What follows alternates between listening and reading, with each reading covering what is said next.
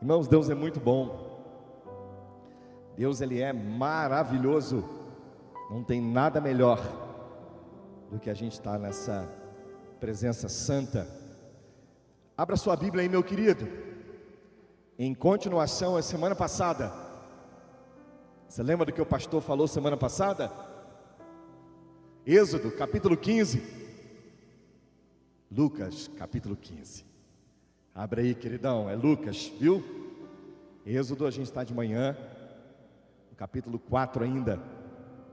Hoje nós vamos continuar o que o Senhor quer falar ao nosso coração. Meu Deus, a minha voz já foi. Senhor, me dá graça.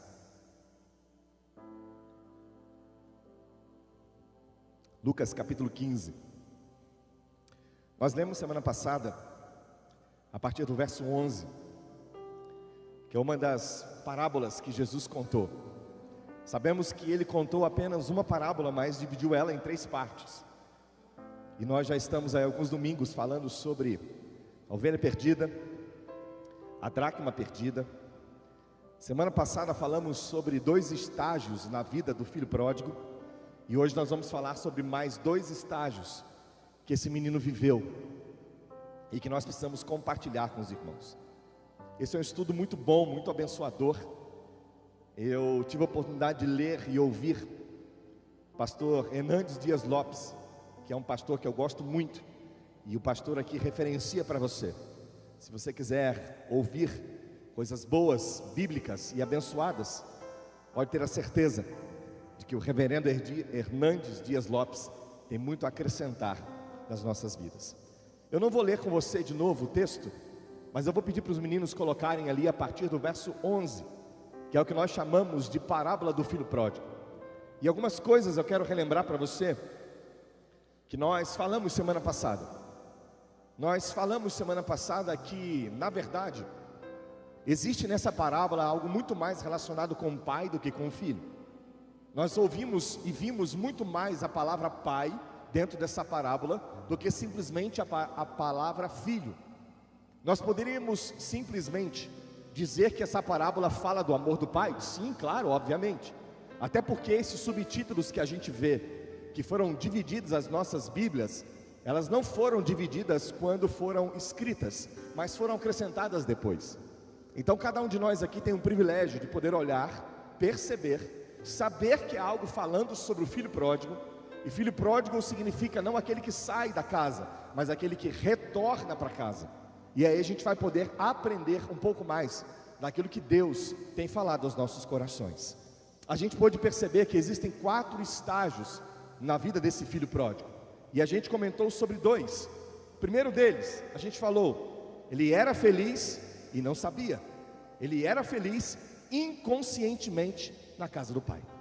Tinha de tudo: boa música, paternidade, boa comida, servos. Estava ali, não tinha dividido ainda a sua herança, então tudo que era do pai era dele. E ele era feliz inconscientemente, porque não dava valor de nada daquilo que tinha recebido. O segundo estágio que a gente falou é que ele era infeliz e conscientemente, ele era infeliz e não sabia. Quando foi para um país distante, achando que poderia gastar toda a sua fortuna, na verdade ele era infeliz inconscientemente. Por quê? Porque ele achou que tudo que ele tinha poderia prover aquilo que a sua alma tinha sede de viver. E a gente foi percebendo, e a gente foi declarando sobre a nossa vida, que o amor de Deus é um amor que procura, é um amor que encontra, é um amor que perdoa, e é um amor que celebra. A gente viu Deus trabalhando também nas 3 parábolas sobre proporções. A gente viu no primeiro, que era 100 por 1. Na segunda parábola, a gente viu que era 10 por 1. E nessa terceira e última parábola, a gente viu que era 2 por 1. A gente percebeu também nesse texto, que o texto não coloca o homem no centro. O texto coloca Jesus no centro. O texto coloca Deus no centro. O texto coloca o Pai no centro. E aí a gente aprendeu, e é bom a gente relembrar hoje, que na verdade a nossa vida não é o centro. Como dizem alguns pregadores moderninhos de hoje, que nós somos a fraqueza de Deus. Isso é ridículo, porque Deus não é fraco. Você não é simplesmente só um queridinho, como a gente tem ouvido por aí. Na verdade, Deus morreu por nós, entregando o seu Filho Jesus Cristo, morrendo Jesus Cristo na cruz, porque nós éramos depravados. Porque se fôssemos bonzinhos, não precisaria de nenhum sacrifício para nos redimir. E aí eu quero pensar com você hoje, mais 2 estágios na vida desse menino. E é o terceiro estágio que eu queria pensar com você. E eu queria pedir que você deixasse a sua Bíblia aberta. E o terceiro estágio era infeliz conscientemente num chiqueiro. Quantos aqui já tiveram a oportunidade de verificar como é um chiqueiro? Hoje a criação dos porcos é muito diferente das épocas antigas que nós tínhamos. Antigamente nós criávamos porcos separados num cercado, onde nós sabíamos que os porcos iam se sujar, e aí nós tínhamos aquilo que nós chamamos de lavagem, que eram restos de comidas podres, que nós levávamos para alimentar os porcos, e nós tínhamos essa incumbência. Eu lembro das vezes no Rio de Janeiro, que algumas carroças passavam próximas, e tinha alguns tambores que coletavam as lavagens nas casas, e levavam-se para esse lugar. Hoje não, hoje é muito diferente. Hoje os porcos são muito bem tratados. O lugar que eles vivem hoje são muito limpos. Pra vocês terem uma ideia, tem um criadouro de porcos aqui próximo. Para que você entre e tenha acesso a um porco que vai ser abatido naquele dia, você tem que trocar de roupa pelo menos 3 vezes. Ter um jato de ar sobre a sua e de estática, para tirar todas as suas impurezas, para que você não contamine o porco que vai ser abatido. Mas nessa época aqui não era assim. E aí então esse menino está no terceiro estágio. Ele era infeliz e sabia conscientemente que onde ele estava era o lugar que o pai dele e a sua família não queria que ele tivesse. E aqui algumas coisas que eu quero pensar com você nessa noite. Alguns de nós aqui podem ter andados por caminhos tortuosos. Alguns de nós aqui já tiveram amigos de boteco, amigos de copo, amigos que na verdade eram aqueles que estavam conosco só na hora da farra, participavam das nossas pseudo-alegrias, das nossas fantasias mais loucas, mas na hora que as coisas apertavam, a gente não podia contar com nenhum deles, porque nós sabíamos que nós estávamos no lugar errado. O que a gente precisa aprender nesse texto é que para o judeu ser destinado a cuidar de um porco, era como se ele tivesse sido destinado ao pior trabalho da época. Porque para o judeu o porco é imundo e ele não come carne de porco. E tratar porco para o judeu é como se o menino não tivesse conseguido trabalho em lugar nenhum. O que lhe sobrou então? Tratar de porcos. Se você olhar bem para o texto, você vai perceber que ele não encontra nenhum trabalho digno para um judeu. Só lhe resta cuidar de porcos. E aí então, a minha Bíblia, a sua Bíblia vai dizer que a fome chegou. E ele sente vontade, ele não come. A Bíblia diz que ele sente vontade de comer as alfarrobas que os porcos comiam. Eu queria partilhar com você nessa noite de um testemunho, de um pastor que um dia talvez você o conheça, mas eu queria contar para você. Um pastor que hoje ele é de São Paulo, um comerciante, mas ao mesmo tempo também pastoreava. Ele era muito abastado, tinha bons negócios, tinha filhos pequenos, uma família muito linda. E ele saía de casa para fazer algumas viagens. E ele contando esse testemunho, ele disse que uma dessas viagens que ele saiu com a empresa, ou com as pessoas da empresa, ele de repente entra no banheiro, onde alguns dos seus funcionários estão, e a maioria deles está fazendo uso de cocaína. E um deles chega para ele e diz assim: você não quer experimentar só um pouco? Só para você ficar legal e não ficar tão tenso com as coisas que você tem que resolver amanhã? Ele diz assim: claro, sem problema nenhum. Ele experimenta pela primeira vez, e nessa primeira vez, ele já fica escravo do vício da cocaína. Ele começa a cheirar uma vez, 2 vezes, 3 vezes, 4, 5, 6 vezes por semana. E ele começou então a mentir para a esposa. Ele começou a perder dinheiro. Ele começou a dizer para a família que ele estaria num lugar, mas ele estava em outro. As brigas começaram dentro de casa. Num certo dia, esse pastor olha para sua casa e diz assim: ó, eu preciso fazer uma viagem.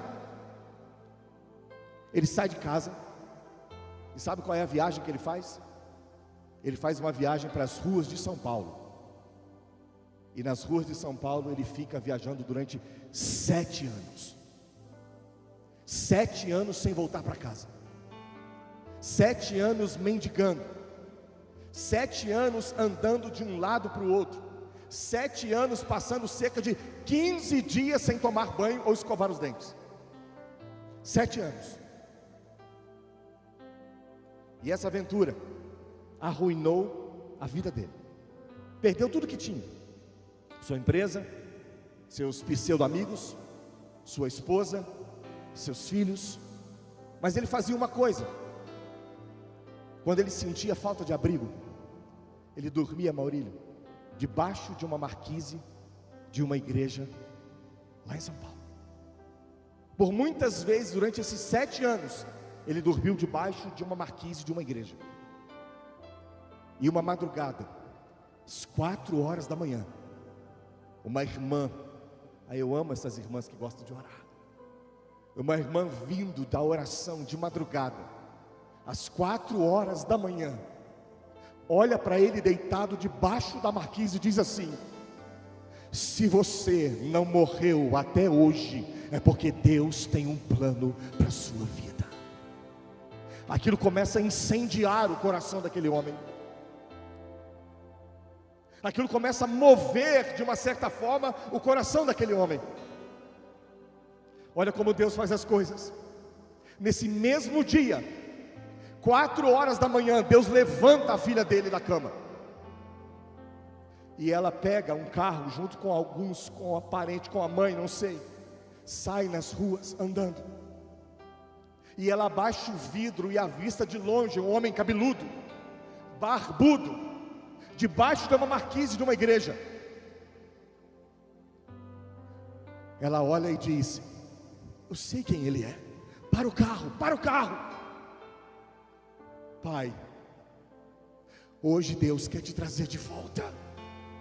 Aquela menina abraça o pai, beija o pai, o leva para casa, dá banho nele, corta o cabelo dele, dá dignidade para ele de novo. Sabe quem é esse homem? Esse homem hoje é o pastor da igreja que ele dormia debaixo da marquise em São Paulo e cuida das pessoas que estão na rua. Esse é o poder do Evangelho, que cura, que restaura, que traz de novo, e não olha para aquilo que nós fizemos, mas a graça do Senhor é tão grande, que onde abundou o pecado, superabundou a graça de Deus. Talvez você tenha entrado aqui, meu lindo, não no estado desse pastor, mas talvez você tenha virado as costas para o propósito que Deus tem para você. Eu quero te encorajar a voltar. Eu quero te encorajar a sair desse estágio. Eu quero te encorajar a dizer para você e para todo mundo que te cerca, que o propósito que Deus tem sobre a sua vida é muito maior do que o processo que você está enfrentando. Porque aquilo que Deus estabeleceu, Ele é fiel para cumprir. Aquele que começou a boa obra em você é fiel para terminar, porque Ele é o Senhor. E aí, verso 17, deixa sua Bíblia aberta. O que diz o verso 17? Caindo em si, ele disse: quantos empregados de meu pai têm comida de sobra, e eu aqui morrendo de fome? Qual é a lembrança que ele tem da casa do pai? Casa com fartura, mesa posta, provisão, música boa. E aí eu queria fazer uma pergunta para os pais que estão aqui hoje. Não precisa responder para o pastor, responda para você mesmo.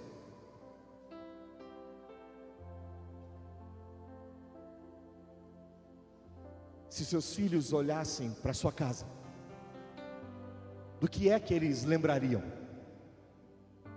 Se o Mateus, Davi, o Gabriel olhassem para minha casa, do que é que eles lembrariam? Qual é a memória que nós estamos deixando na vida dos nossos filhos? Tem algum dos nossos que não voltariam para casa, porque não conseguem encontrar paz lá dentro. E nós já atendemos pessoas, filhos, que dizem que a sua casa não tem paz, é uma desordem. E é por isso que eu te pergunto, pai, que memória que você tem deixado, marcado na vida dos seus filhos? Se algum dia eles precisarem sair para estudar, para buscar objetivos e galgar coisas, qual é a memória que eles terão da sua casa? O que eles vão lembrar? A gente precisa olhar e perceber que nós somos responsáveis, porque nessa casa havia generosidade e havia humanidade. Eu quero dizer uma coisa bem séria para você. Eu não sei se há algum pródigo aqui, mas eu tenho uma boa notícia para você. Tem lugar na mesa. Está na hora de voltar. Está na hora de largar tudo que você achou que fosse dar segurança para você e voltar. Volta. Volta. Pastor, mas por que o senhor está falando para eu voltar? Porque você não é o que você pensa, você não é o que você sente, você não é o que você fala, você é o que você decide. E qual é a decisão da sua vida? O que você decide hoje, irmão? Ficar falando aos quatro ventos que estar na igreja é muito bom, isso é ótimo, eu sei disso. Mas eu quero te lembrar, olha que o menino disse: levantar-me-ei e irei ter com meu pai. Irmãos, o diabo facilita o pecado para a gente, e facilita muito.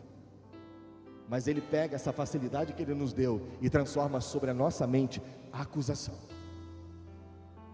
Satanás não nos ajuda a esconder o pecado, nos ajuda sim a praticar, mas esconder nunca, porque ele veio roubar, matar e destruir. Eu estou dizendo isso, irmãos, porque tem gente que entrou aqui hoje precisando de uma segunda chance. E eu conheço um Deus de segunda chance. Eu conheço um Deus de tudo novo, de novo, quantas vezes for necessário.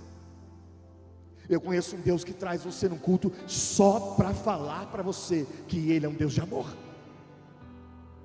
que Ele é um Deus de milagre, que Ele é um Deus de graça, que Ele é um Deus da segunda oportunidade. Você sabia que nesse texto o filho ensaia um discurso? Lá ainda junto com os porcos, ele ensaia um discurso. Ele diz assim: vou dizer para o meu pai: Pai, pequei contra o céu e perante ti, já não sou digno de ser chamado seu filho, trata-me como um dos seus empregados. E aí o que a gente precisa entender é que além desse filho mais novo, existe a figura do filho mais velho, que na verdade Jesus está tratando e mostrando para o fariseu e para o escriba como eles não devem se comportar. Porque o filho mais velho nessa parábola, ele não ama como o pai ama, ele não ama quem o pai ama, e ele não tem um discurso de perdão. E bebê, deixa eu falar uma coisa para você. Quando Deus trouxer as pessoas aqui, arrependidas, machucadas, vivenciadas nesse mundão e fora, não vamos nos comportar como o filho mais velho. Nós vamos entrar na festa e dançar a dança da alegria com esse irmão que voltou.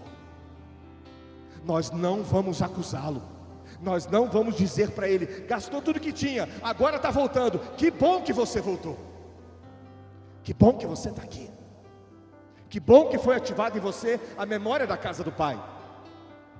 Que bom que a gente pode matar um cabrito e a gente celebrar, porque um dia você estava morto e agora você está vivo. Irmãos, a igreja precisa aprender a celebrar.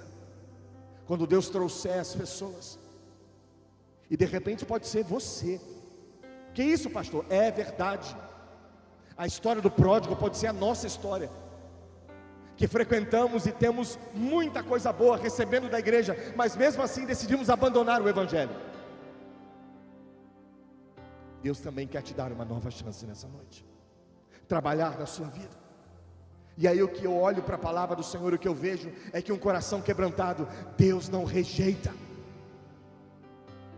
Verso 20: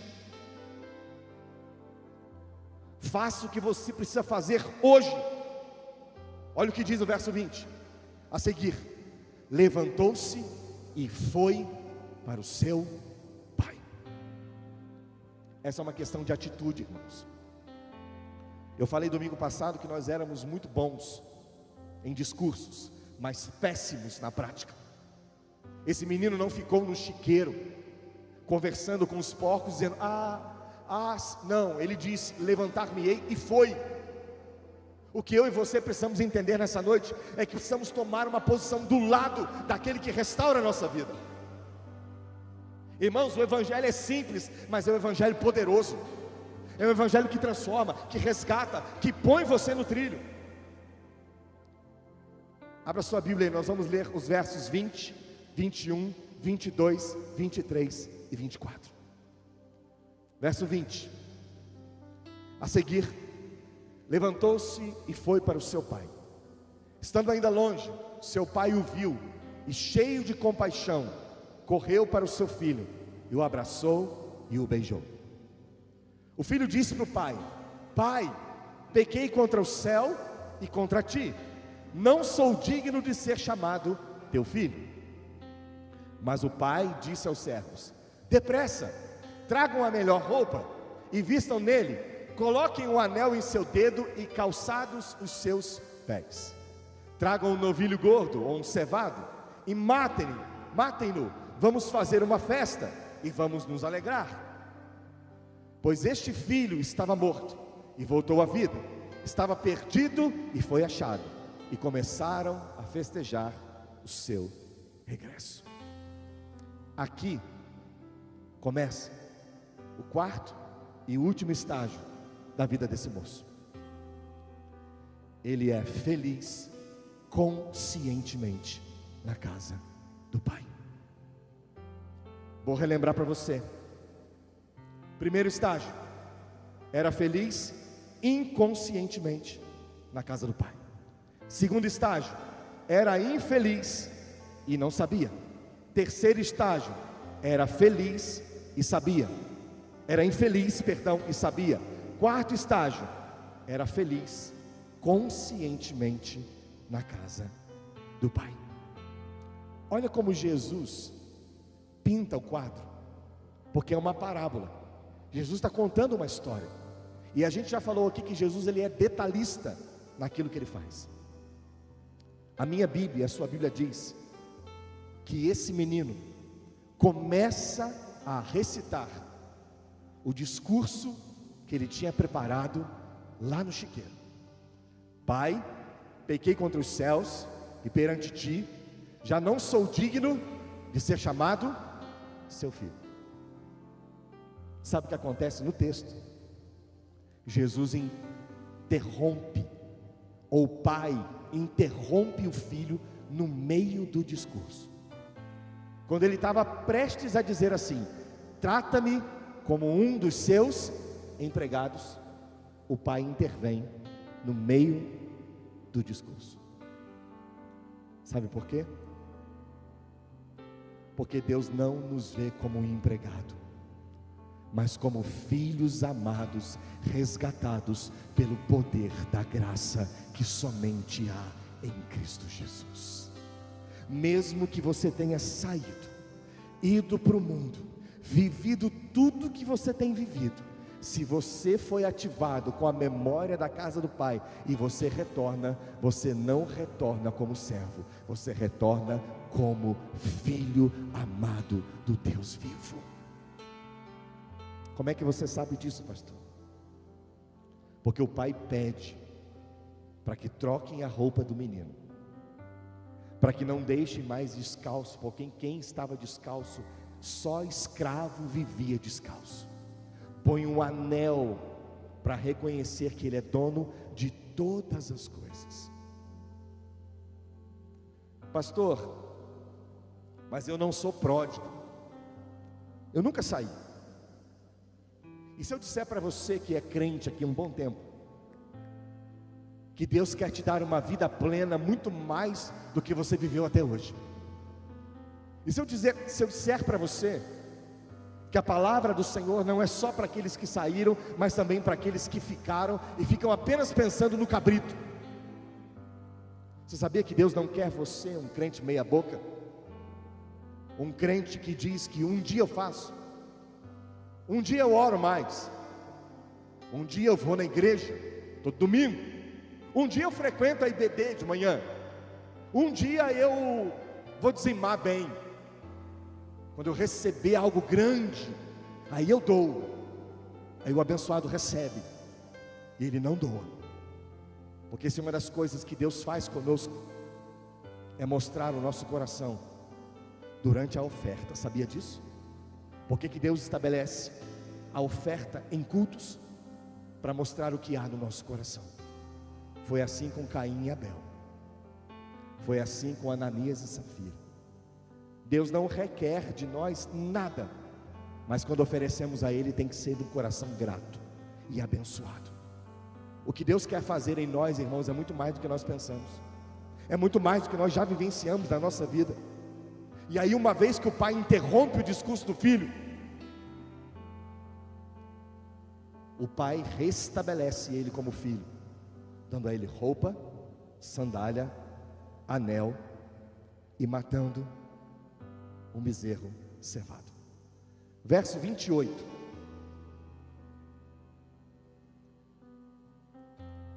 O filho mais velho encheu-se de ira e não quis entrar. Então seu pai saiu e insistiu com ele. Já parou para pensar que o pai nesse texto sai duas vezes? Uma vez para abraçar o filho mais novo, no meio do caminho, o beijar e o colocar para dentro, e ele sai de novo para falar com o filho mais velho, que estava irado, bravo, só porque o pai tinha matado um cabrito. E é a fala dele se dirigindo ao pai: eu estou aqui tanto tempo, eu não transgredi nenhuma lei, eu sou bonzinho, eu estou com você, não gastei nada, e você nunca me deu um cabrito para festejar com os meus amigos. Irmãos, eu quero falar uma coisa bem séria para você, que nessa noite eu já estou encerrando a minha palavra. Por mais que você tenha sido um crente bom, tenha cumprido todos os preceitos que Deus colocou para você cumprir, isso não te garante nada, e nem você é merecedor de absolutamente nada. Você só é salvo pela graça, pela misericórdia. Boas obras Deus te criou para que você viva nelas e as pratique o tempo todo, mas isso não te condiciona a ser melhor do que os outros. Quando alguém, ou quando Deus trouxer alguém, nós precisamos festejar e beber, Quando Deus trouxer alguém nessas portas arrependido dos seus pecados, a gente precisa celebrar ao Senhor e dizer: Ele estava morto e hoje está vivo, porque o Senhor o salvou. A Bíblia diz que o pai insiste com ele, mas ele não entra, porque o problema dele era um cabrito. E aí o pai diz assim para ele: meu filho, você sempre está comigo, tudo que eu tenho é teu. Irmãos, aquele menino que ficou em casa talvez tivesse mais posses do que aquele que saiu, porque nós não sabemos o tempo em que o mais novo ficou do lado de fora, gastando tudo que tinha. Mas no começo do texto, prestem bem atenção, porque Jesus ele é detalhista. No começo da parábola do filho pródigo, se você voltar, você vai enxergar o que eu vou te falar. E o pai dividiu a herança entre eles. O pai não só deu para o filho mais novo, mas deixou guardado o que era do filho mais velho também. Você precisa entender que quando Deus nos traz um culto como esse, ministra ao nosso coração, é para gerar cura em nós, dos pródigos que saíram e voltaram, como dos religiosos que podem estar aqui dentro, achando que por frequentar culto, por estarem numa igreja batista, por entenderem que é a IBV, isso não tem nada a ver conosco, te faz merecedor da graça. Isso não te faz merecedor de nada. O que te salva é a misericórdia do Senhor. O que te redime é o sangue de Cristo Jesus derramado no Calvário. E hoje, para você que é crente, para você que já frequenta este lugar, para você que está visitando hoje aqui, para você que está nos olhando em casa e vai ouvir essa mensagem, Deus tem um convite para você. Fique do lado de dentro da festa. Não saia da casa do Pai. E eu não estou falando de uma organização religiosa, eu não estou falando de um CNPJ, eu estou dizendo para você: não saia da presença de Deus. Você vai perder tudo que você tem.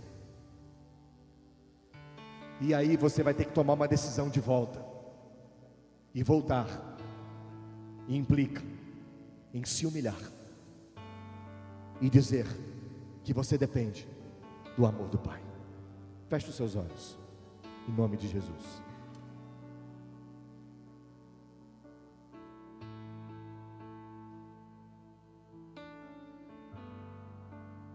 Feche os seus olhos.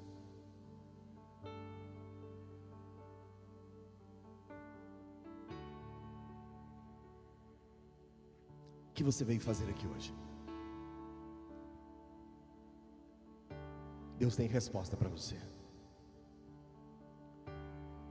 E a maior bênção que você pode ter na sua vida não são os seus celeiros abençoados, não é a sua conta bancária no saldo positivo.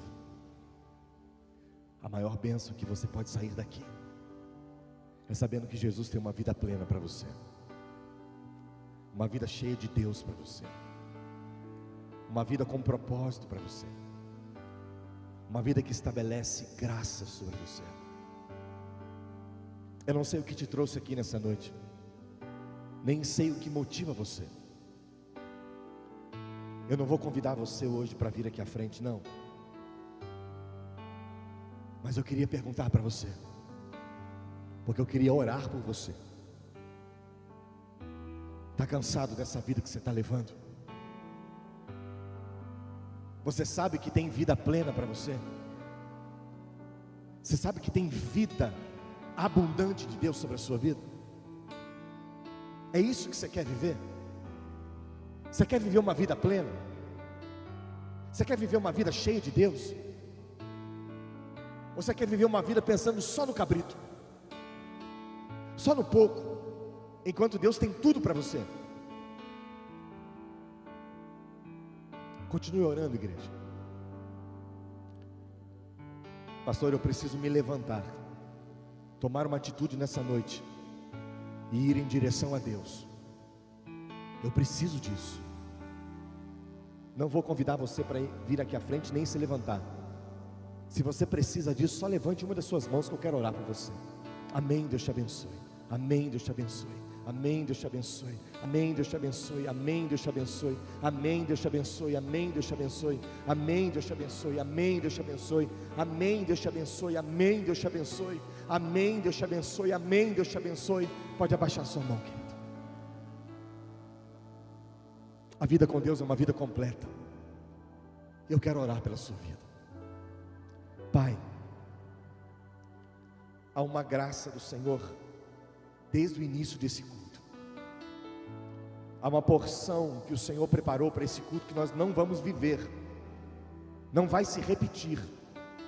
Pode haver porções maiores em outros ambientes de domingos e cultos, mas hoje é um domingo ímpar, e nós te damos graças, porque o Senhor está mudando vidas nesse lugar. Porque tudo que nós queremos, Deus, é uma vida plena, não só uma vida abastada, porque isso passa. Isso às vezes chega a ser concupiscência, desejo dos nossos olhos. Mas nós queremos declarar nessa noite dependência do Senhor. Para aqueles irmãos, ó Deus, que levantaram suas mãos, nós te pedimos que o Senhor os encha da tua alegria.